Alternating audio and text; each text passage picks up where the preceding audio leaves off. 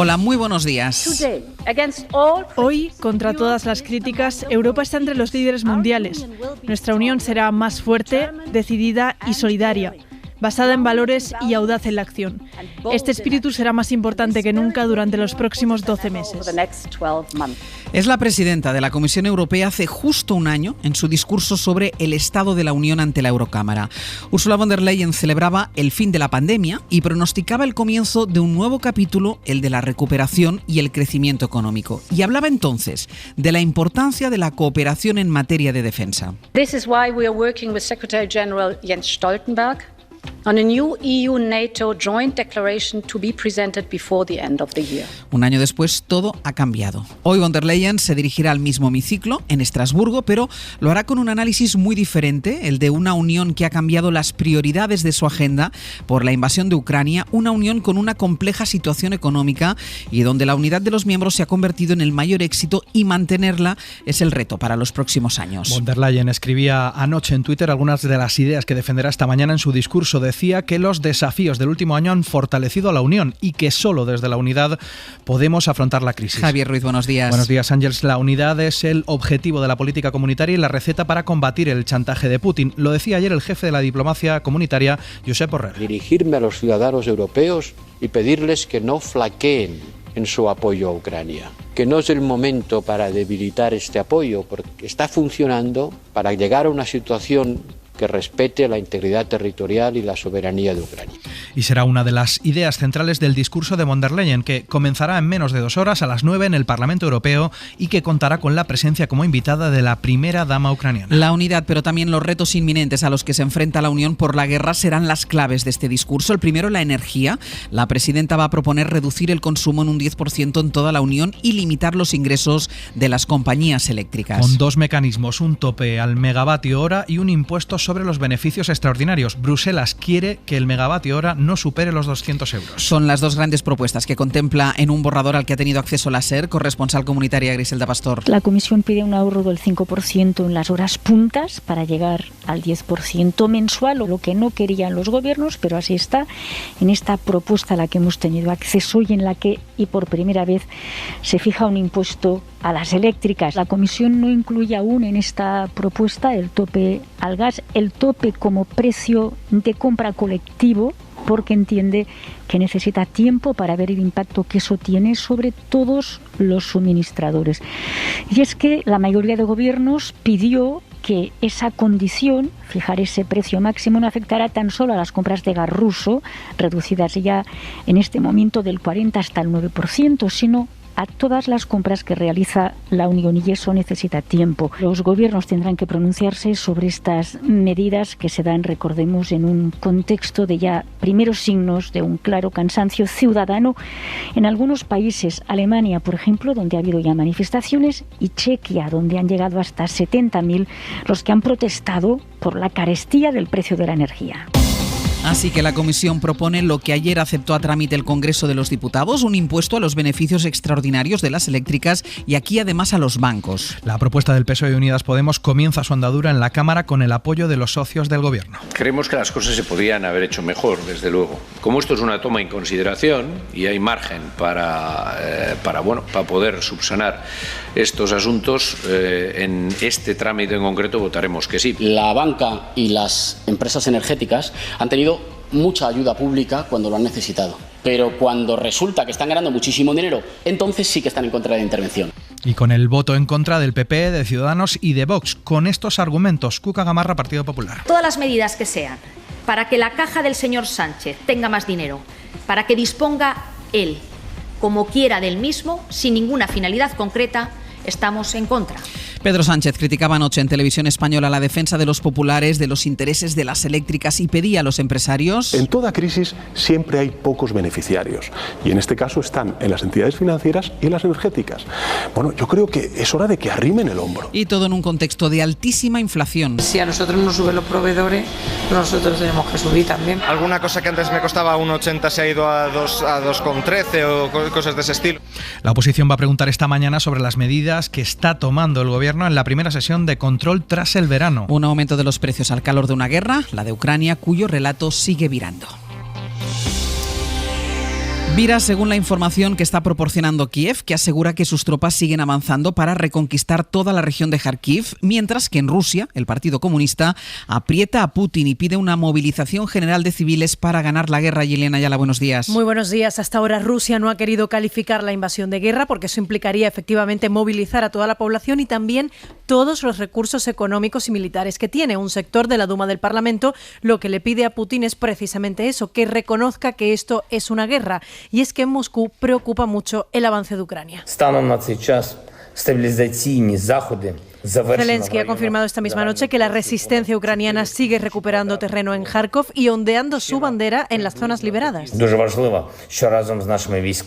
donde empieza ahora un proceso de reconstrucción, ha dicho Zelensky, para que se pueda volver a la normalidad. Entre tanto, Rusia contraataca y ha destruido ya más de 250 instituciones culturales en el Oblast de Donetsk. Hablamos de clubs, discotecas, iglesias, teatros o museos. El canciller alemán Olaf Scholz habló ayer por teléfono con Putin, 90 minutos de conversación en la que le pidió una solución diplomática a la guerra. Berlín, Carmen Viñas. Solución que debe basarse en un alto el fuego, una retirada completa de las tropas rusas y el respeto a la integridad territorial y la soberanía de Ucrania. En cuanto a la central nuclear de Zaporilla, Scholz ha subrayado la necesidad de garantizar la seguridad del enclave, ocupado por fuerzas rusas. Según el gobierno alemán, ha pedido a Putin que se evite cualquier escalada y que se apliquen inmediatamente las medidas recomendadas en el informe del Organismo Internacional de la Energía Atómica. Scholz también ha pedido a Putin que se trate a los combatientes capturados de acuerdo con las disposiciones del derecho internacional humanitario. Scholz ha hecho un llamamiento a Putin para que siga aplicando el acuerdo sobre cereales acordado con la ONU y Turquía con el fin de aliviar la situación alimentaria mundial.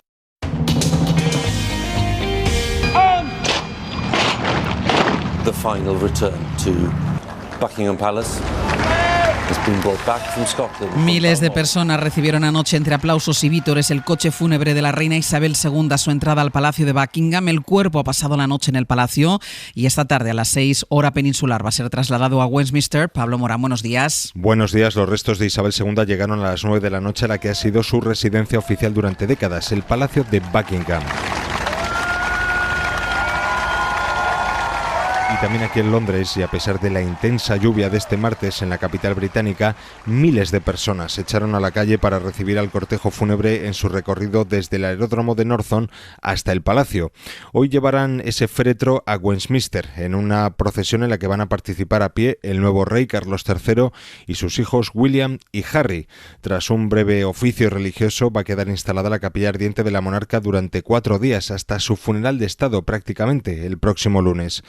Las autoridades de Londres esperan una respuesta masiva superior incluso a la que se ha vivido en Edinburgh, donde se estima que en solo 24 horas alrededor de 33.000 personas pasaron por la capilla ardiente de su reina en la Catedral de St. Giles, la catedral de la capital escocesa.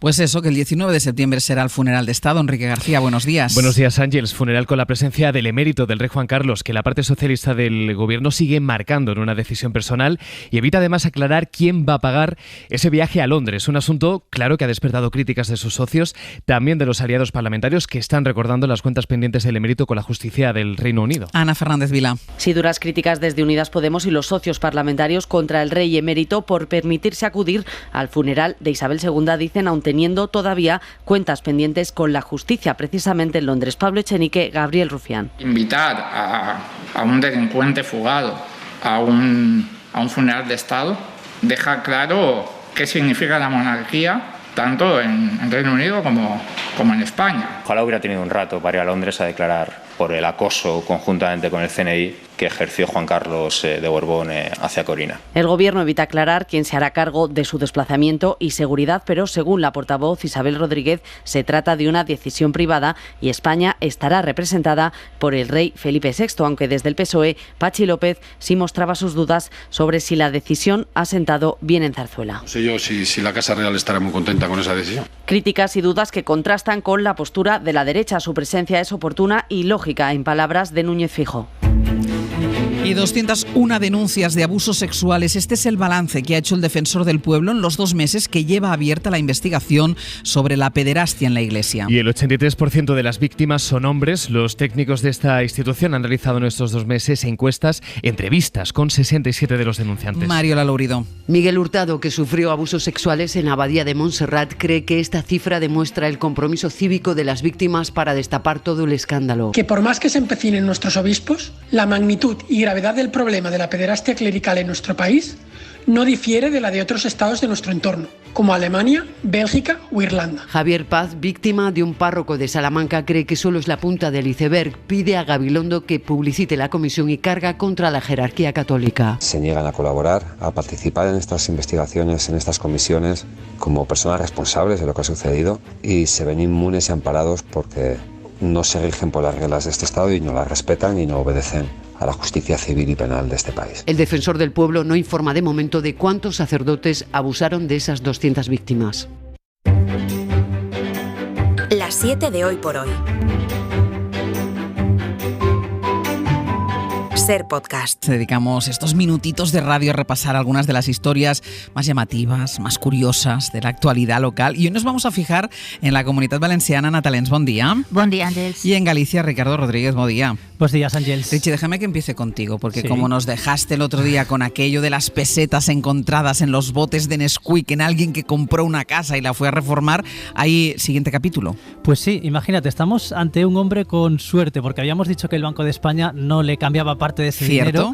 Y después del revuelo mediático que provocó esa historia, alguien manifestó su interés en comprar parte de esos billetes de 5.000 pesetas.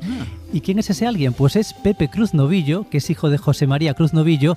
Este hombre fue el grafista encargado de rediseñar toda la serie de billetes de 200, 500, 1.000, 2.000, 5.000 y 10.000 pesetas que el Banco de España puso en circulación entre los años 79 y 1985. En su día, el Banco de España le vendió unas cuantas series de esos billetes para su archivo, pero ya te puedes imaginar, entre mudanzas, goteras y algún que otro robo también, pues casi no les queda nada de ese trabajo. Así que, ¿qué ha hecho el hijo de este diseñador? Pues ha escrito un mensaje en Twitter y ha dicho, que te los compramos nosotros. ¡Qué bueno! Así que mira la historia de estos billetes. Claro. De un bote de Nesquik abandonado al archivo de su creador. Imagínate, y al menos el que lo encontró pues gana algo, porque evidentemente, sí, claro, como el banco no se los cambiaba, se quedaba con los billetes así como recuerdo de lo que había encontrado. Y en Valencia, en la Comunitat Valenciana, Ana, el dramático incendio que estuvimos hablando mucho, de Begís, ha dejado al descubierto proyectiles de la Guerra Civil. Sí, porque durante las tareas de extinción de este incendio, los bomberos de la Generalitat han encontrado 3 proyectiles sin detonar de la Guerra Civil. Según los bomberos, es algo habitual con lo que se encuentran desde hace años, sobre todo en esta zona que pertenece al territorio X, Y o Z, o línea metallana, que es una de las mayores líneas defensivas construidas en España y que conserva numerosos vestigios de los combates sin explosionar. No es la primera vez, ya pasó en el año 2000, también en el 2020. Este territorio está plagadito de proyectiles, así que los bomberos han propuesto varias soluciones, entre ellas cruzar los datos con el ejército y señalar las zonas ya quemadas y explosionadas y diferenciarlas de las zonas calientes donde hubo mucha actividad en la guerra para tenerlas localizadas y poder afrontar la extinción de una forma más cautelosa y sin sustos. ¿Y qué más hay en Galicia? Pues si os pregunto, Ángels, ¿qué tiempo suele hacer aquí en Galicia? ¿Qué es lo primero que se te viene a la cabeza? Bueno, siempre decimos que llueve mucho. Sí. Luego la realidad a veces es otra, pero llueve mucho, está gris, sí. Pues el ejército va un paso más allá, porque el ejército de tierra ultima los preparativos para que 13 militares partan hacia la Antártida el próximo invierno. ¿Y qué han hecho? Pues los envían a Galicia a prepararse. Estarán haciendo aquí ejercicios de prácticas. Sí, estarán haciendo prácticas de navegación para prepararse para la vida en el polo. Y nos hemos preguntado, pero oye, ¿por qué aquí? Porque vale, hace frío, llueve, pero ¿como en la Antártida? Pues parece que sí. Resulta que en Ogrove, que es donde entrenan estos militares, y la Antártida comparten el fenómeno que se llama afloramiento, que provoca que asciendan aguas gélidas desde el fondo y que generan nieblas y unas condiciones muy similares. Yo en la Antártida no he estado, Ángels. Pero en Ogrove sí. Sí, y te puedo confirmar que el agua en esa zona de las Rías Gallegas está fría, no. Lo siguiente. Nunca lo hubiera dicho. Bueno, de todas formas que vayan ahora, porque este verano ha sido cálido también allí en Galicia. Sí, pero el agua estaba bien fría. Sí, el agua estaba fría, no como en el Mediterráneo, que estaba calentita. ¿Y tú qué más tienes, Ana? Pues yo tengo el lío que se ha montado a cuenta, el lío político que se ha montado a cuenta de la difusión de un vídeo. Lo decimos muchas veces, hay que tener cuidado con lo que difundimos por las redes sociales, especialmente vídeos o imágenes que no sabemos dónde proceden. Pueden volverse en tu contra y eso es lo que le ha pasado al concejal de Vox, portavoz de este grupo en el Ayuntamiento de Valencia. El fin de semana difundió un vídeo en el que se veía el inicio de un fuego en un matorral del bosque del Saler, pretendía denunciar que el bosque está sucio, que es un polvorín, y colgaba el vídeo. Y claro, se montó el lío porque muchos le atribuyen que lo grabó él sin avisar a nadie de emergencias. En el Ayuntamiento le piden explicaciones, también la Guardia Civil, que ha abierto una investigación para saber quién grabó el vídeo, cuando comenzaba el fuego. Porque claro, si tú ves un fuego, lo normal es primero llamas a los bomberos. Correcto, primero avisas a los bomberos o emergencias y no te quedas grabándolo. A ver, es peligroso para el bosque, pero para ti también, porque si se extiende el fuego estás ahí tú presente y te puedes quemar. El concejal alega que se lo pasó una vecina de la zona, que lo que se pretende ahora es matar al mensajero porque lo importante es que el bosque está sucio, y que el equipo de gobierno no hace nada, pero yo creo que el cazador ha sido cazado. El cazador cazado, Ana Talent, Ricardo García, Ricardo Rodríguez, muchísimas gracias. Un beso. De nada, un beso, hasta luego. Cadena SER. La radio. Suscríbete a las 7 de Hoy por Hoy. Todos los episodios y contenidos adicionales en la app de Cadena SER y en nuestros canales de Apple Podcast, Spotify, iVoox, Google Podcast y YouTube. Escúchanos en directo en la SER de lunes a viernes a las 7 de la mañana.